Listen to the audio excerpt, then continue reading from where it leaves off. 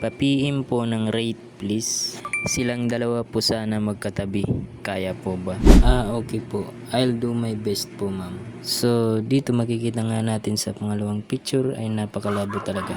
But trabaho pa rin naman natin as an artist na masatisfied ang ating client sa gagawin nating obra kahit malabo ang reference. Kaya sinubukan ko pa rin gawing realistic at detalyado ito. After ko ngang isend sa ating client ang drawing sa muka ng malabong picture, ay nag-okay naman ang ating client. Kaya thank you Lord.